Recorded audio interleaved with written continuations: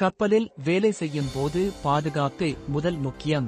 ஏனெனில் கடலில் எந்த நிமிடமும் ஆபத்து நேரலாம். டெக்கில் வேலை செய்யும் குழுவினர் எப்போதும் கவனமாக இருக்க வேண்டும். சிறிய தவறும் பெரிய விபத்தாக மாறலாம்.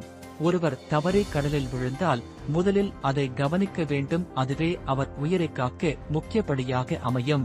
கவனித்த உடனே மேன் ஓவர்போர்ட் என்று எச்சரிக்கை கொடுக்கப்படுகிறது. அலாரம் ஒலிக்க அனைவரும் நடவடிக்கைக்கு தயாராகிறார்கள். கடலில் விழுந்தவரை நோக்கி உயிர்காப்பு வளையம் வீசப்படுகிறது. அது அவருக்கு உயிரை காக்கவும் மற்றும் பதற்றத்தை குறைக்கவும் உதவுகிறது. பின்பு மீட்பு படகு கடலில் இறக்கப்பட்டு அவர் விழுந்த இடத்தை நோக்கி செலுத்தப்படுகிறது.